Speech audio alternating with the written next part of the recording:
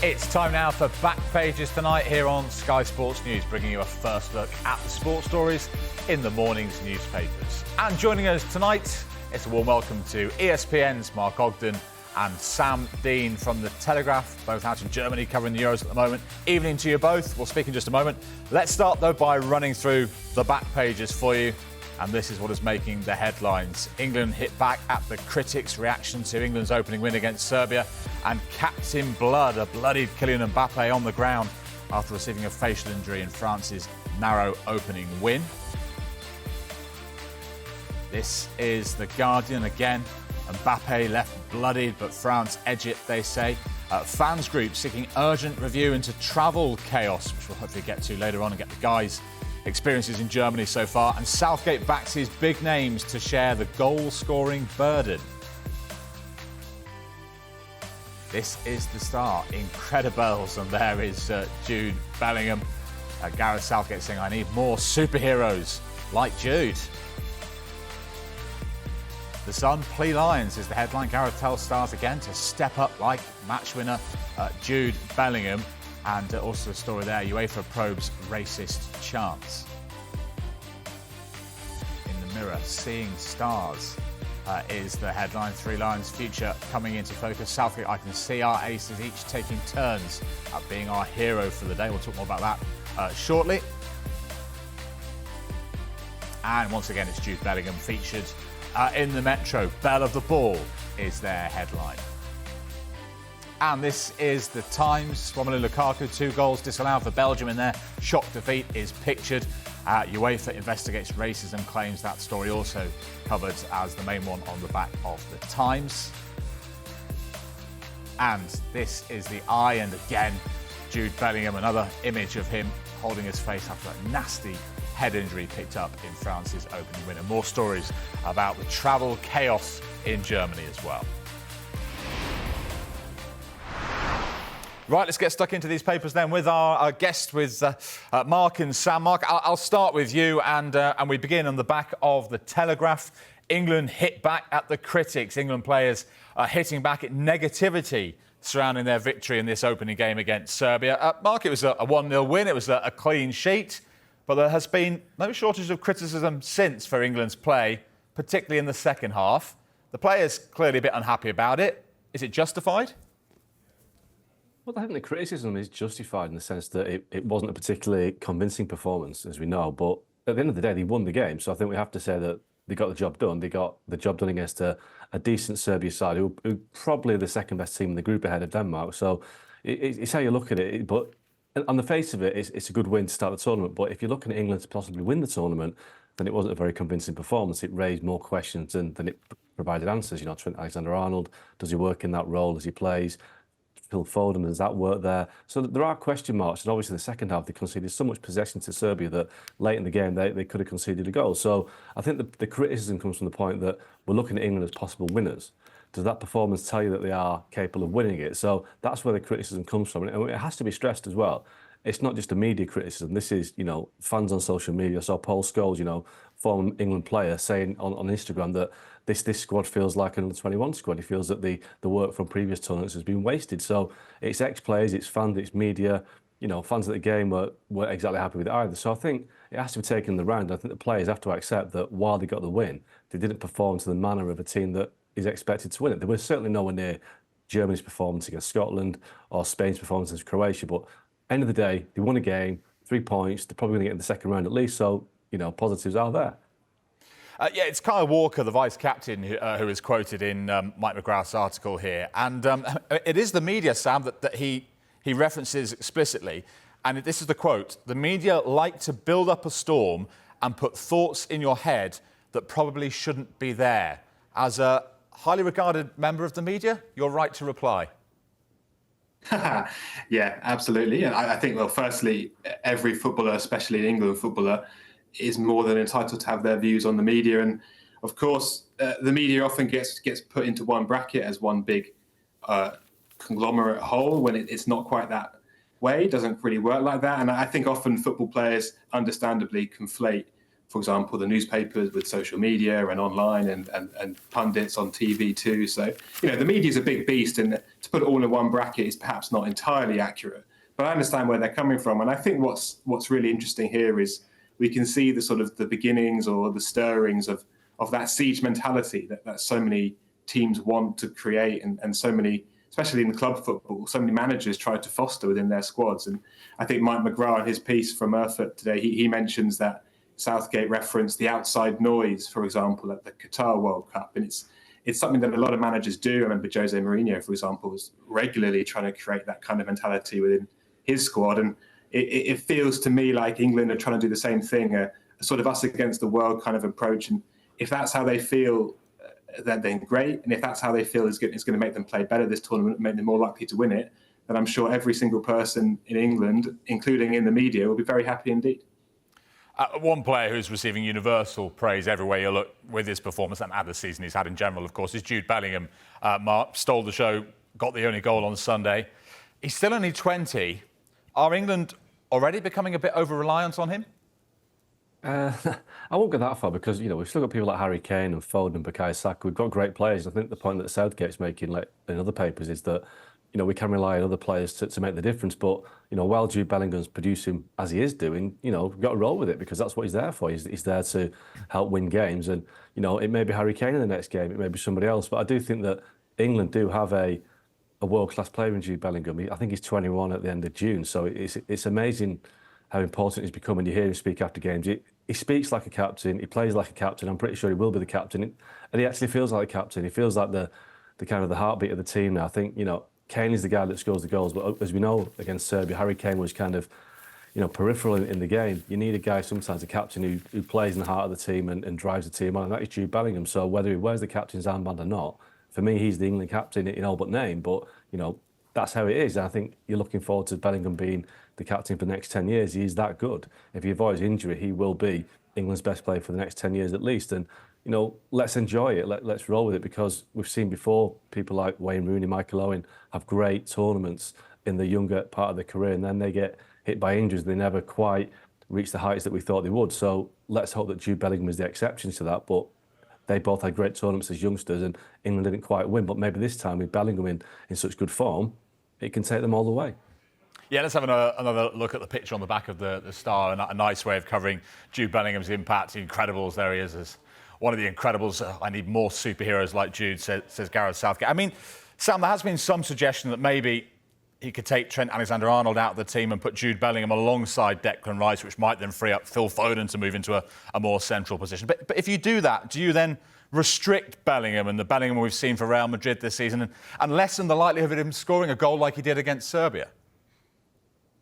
Yeah, I think so. I think that would be the concern with moving Bellingham back. I think we all know that Bellingham could very easily do an exceptional job in that deeper role alongside Declan Rice. You can almost put him anywhere and he'd do a good job. When you've got a player like this, a player in this kind of form, with this kind of confidence, you've got to put him in the position that he's best in. And this is the role he's been playing for Real Madrid, a bit further forward. He's not been playing as a holding midfielder there. And you almost don't want to restrict him, as you say. And yes, everyone's mentioning Phil Foden and getting the best out of him. But frankly, if you get to choose right now between getting the best out of Jude Bellingham and the best out of Phil Foden, I think the answer from Gareth Southgate would be, well, Bellingham's the better player right now. He's on better form. He played exceptionally well against Serbia. And he's the man, if anyone, to build this team around.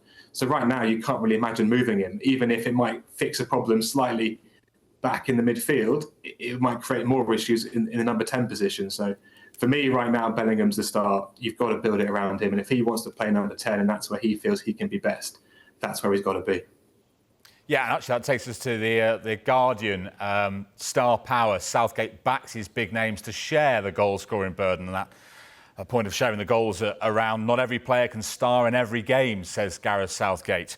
But I suppose, Mark, in Bellingham and in Foden, who was pretty quiet the other night, England, as we know, have two of the best young stars in world football. And yet, have we yet seen the best of them playing together? I mean, I heard suggestions that we could be going down the Gerrard and Lampard route again. Two great players, but can they play in the same 11? Is it a bit early for that? Or is that maybe becoming an issue? I don't think there's much... I don't think it's a clash between those two. I think over the years and years, we've seen players. John Barnes was the classic example that plays so much better for his club than he did for his country. And I think sometimes they come out of a successful machine with the club team and find it difficult to translate that to the international team because it's a different formation, it's got different players, you've got different players behind you to the side of you. And I think some players find it difficult to translate. Now, maybe Phil Foden is in that role. Foden's a brilliant player, but he's playing out of position for England. He's not playing the role that he plays for Man City. So already it's harder for him to shine because he's not playing where he's comfortable. So do you pick a player that is more comfortable in that role and leave out one of your best players, or do you find a way to fit him in? And this is the problem that England have had forever, isn't it? And the Gerrard Lampard situation is the issue, because at times England have played the best players for their clubs and put them onto the team, whether or not it's the right thing for the team or not. Now, I think you've got to persevere with Phil Foden because he's a match winner, and I think he might be the guy that wins the game against Denmark. But I think there's a way to find a perfect blend. And the question mark is whether Gareth Southgate is the coach that can do it. Whether England have got these world-class players, but whether Gareth Southgate is not a world-class coach. So there's an argument for that if a Thomas Tuchel or a Jose Mourinho or a Pep Guardiola was in charge of this England team, they'd find a way. Is Gareth Southgate the man to do that? We don't know, and we'll find out, I guess, with this tournament, because he's got this great squad of players at his disposal. But whether he's the guy that can put it all together, we don't know. A top coach might say, this player's brilliant, but he's not in my team, he doesn't fit. Who knows? Maybe that is the route they have to go down, but somebody's got to make a big decision at some point, because Foden is a great player, but if he's not playing well, he has to be moved out of the team.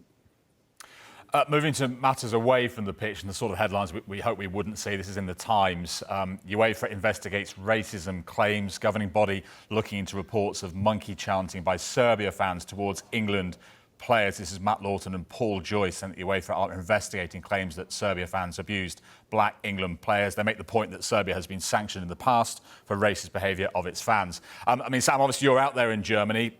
In this area, what's your experience been like so far? Well, I have to say that there's been nothing in my experience so far of this ilk, and nothing like it at all. But I think it almost goes without saying that if this is indeed proven to be the case, then you'd expect and hope that UEFA dishes out the harshest possible sanctions. Of course, I think also it should be flagged that this is not something that's come from the FA. As far as we're aware, this is not something they've reported themselves, and I think it's been reported too that no England players are believed to have heard anything. But obviously that doesn't change the fact of whether it happened or not, and who did hear it within the stands or on the touchline. So yeah, you'd absolutely expect and hope UEFA to look into this and act very swiftly and decisively, especially given Serbia's past in this issue. Mark, can I come to you with the story at the back of the eye, and this regards travel chaos, and they've got some England fans' experience of leaving the game in Gelsenkirchen the other night. My worst experience at an England game, says one fan. The word carnage used in this report as well. I mean, you are out there in Germany. How have you found getting about? Yeah, well, I wasn't at the England game in Gelsenkirchen, but I was at the Scotland-Germany game in Munich on the opening night, and that was pretty chaotic. That prior to the game, it was really busy, very, very busy. And, Munich's used to hosting big games and big occasions at the Allianz Arena, and it felt like it was struggling. After the game, myself and a lot of fans got back at 20 to 2 in the morning from the stadium, and we're basically getting on the platform at, after midnight, after 1 o'clock, and you're waiting 13, 14 minutes for a train, and then when it comes, it takes forever to move, and it gets stuck in a tunnel. It doesn't seem to be... The German authorities don't seem to have added more trains onto the system, so it seems to be the timetable that would use on a normal Tuesday rather than a tournament Tuesday. So I think they have to work on that, because the picture from the England game last night was terrible, and there's too many people trying to get back to where they need to go. And a lot of these stadiums are out of town as well, so it's difficult if the public transport isn't working properly, as it isn't. It's causing problems, and we do need to resolve that pretty quickly, because trains and metro systems have been straining at the moment, and they've not been good enough. You are watching Back Pages tonight. Welcome back, and welcome back to our guests as well this evening, ESPN's Mark Ogden and Sam Dean from the Telegraph as well. Let's get to some more of the headlines. And this is a story featuring on a lot of the papers, and it regards Kylian Mbappe, who had to go off injured in France's opening narrow win against Austria. This is, Sam, it's your paper, The Telegraph. Mbappe pictured there lying on the floor with a blooded nose, and a major worry for France. Captain Blood treated by medical staff after suffering a suspected broken nose towards the end of that game. I'm reliably informed this is an injury you have personal experience of. How much concern should there be for France over his participation in the next game, which is a biggie against the Dutch on Friday?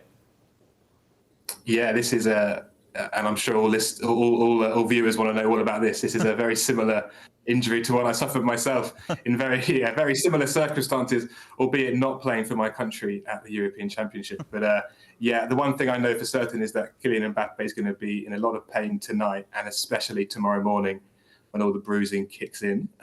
What I would say, though, is that I think we've seen quite a lot in the past few years. Players can come back quite quickly from a broken nose.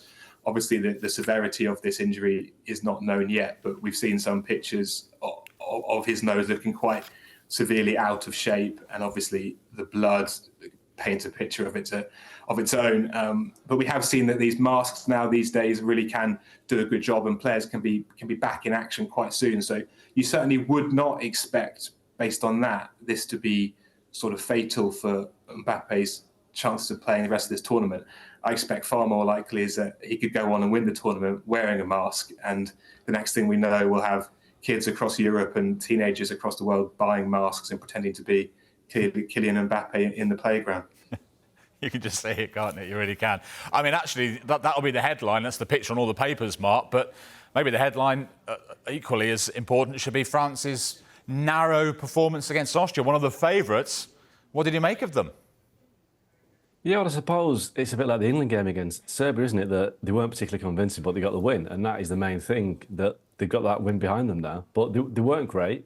I mean, there was a moment in the second half when Mbappe showed his absolutely breathtaking pace when he got away from his marker and missed an easy chance. But, France have got an incredibly talented squad, but they just couldn't translate it tonight into a big win. Austria look quite a good team. Austria look like they'll get through that group. So it's a big call on Friday, because if Mbappe is kind of 50-50, not quite fit, do you risk him against the Dutch to make sure that you get the win that means you top the group? Or does Deschamps think, let's just hold him back for the game late in the week against, I forget, it was the Dutch play Poland in the final game. So it's a tough call, because obviously France want to top the group, but if they top the group, they're due to meet England in the semis. So there's a balancing act, but if Mbappe's not fit, you don't risk him. You just give him an extra game to rest up. But France have got plenty of talent waiting in the wings to replace him, but he is irreplaceable at the latter stage of the tournament. But at least France won, as did England. The same cannot be said for Belgium, and a frustrated-looking Romelu Lukaku is pictured on the back of the Times after their shock opening defeat to Slovakia. And Sam, I always thought that Snicko, the snickometer, was a technology used in cricket, but it seems it's used at these Euros for handball now as well. Yeah. This is the Snicko era now. It's funny, actually. I was at the refereeing briefing press conference last week before the tournament started out here in Munich, and when they discussed this Snicko or touch detection, they're calling it from UEFA, I think a lot of the British journalists were quite excited to see how Snicko might translate to football broadcasting.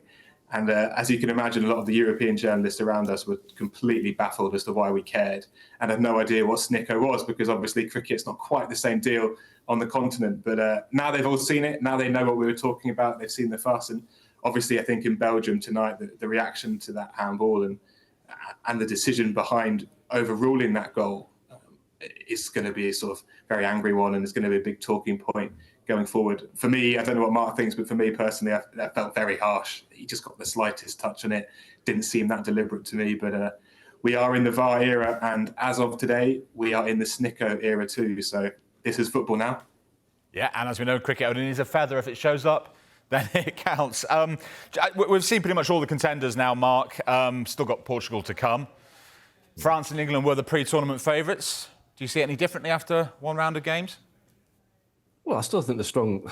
They've got a strong chance, but I think Germany surprised me how strong they were against Scotland. But it was against Scotland, and Scotland are a tournament team in many ways. So let's see. Portugal are the team I'm looking forward to seeing, because we all talk about Ronaldo, but they have a very deep squad. There's so many players in the Portuguese squad that are top class players. So I think Portugal are the team that could be the dark horse. But I wouldn't rule England or France out just yet. It's one game and they both won. So on to the next game. Let's move on to some transfer news, shall we now? And it regards one of the England players, actually, one of the better performances against Serbia, Mark Gahey. certainly impressed alongside John Stones. The Telegraph reporting that Liverpool are among his admirers, but the Crystal Palace haven't given up hope of keeping him this summer, Sam. But that performance won't exactly have helped their cause, will it? No, not at all. I mean, the interest in Guéhi from the big clubs goes back quite a few years now. Obviously, Matt Law, my colleague, he's mentioned Liverpool there, and they've been looking at Guéhi for some time. I know Arsenal looked at him in the past, Tottenham Hotspur looked at him in the past. I think Man United have as well. So he's a player who's on a lot of big clubs' radar, and the better he performs at an international tournament like this, and obviously this is the first time he's really been in the England team as a starter in big matches, and I think he's proving himself to be the defender that many big teams suspect he is. But the situation is quite complex because he's got 2 years left on his deal. So if Palace are to sell, now would be the time to do it. This would be the summer to get the maximum fee for him. But equally, there's a lot of talk about Michael Elise potentially going and also Eberechi Eze. So they might have a lot of money coming in from elsewhere, which means the need to maximise the fee for Guéhi might not be quite so strong. It's possible, for example, they could sell Eze and Elise and then accept that keeping Guéhi for another year would potentially halve his transfer fee for next summer, but perhaps they think that's worth it. So a lot of spinning plates right now at Crystal Palace, but as Matt Law reports in our paper, they've not given up hope of keeping Guéhi, and I'm sure there's an argument as well that Guéhi could do with one more year of developing in the Premier League under Oliver Glasner, playing a more progressive style than they were used to under Roy Hodgson, and seeing where that might take him. Sam, thank you very much indeed to both Sam and Mark. Unfortunately, time has beaten us. I wanted to ask you about the Rory McIlroy story, which is covered in the Telegraph, and he's put out a positive statement on social media looking to the Open. But unfortunately, time has beaten us, so we'll try and pick that up at another time. Mark, Sam, thank you very much indeed for your time tonight. If you missed any of the show, there is another chance to see Back Pages tonight at 1:30. The show's also available as a podcast. Just download Back Pages on Apple, Spotify, or wherever you get your podcasts. And join us again on Tuesday night for Back Pages. We are with you once again from 10:30.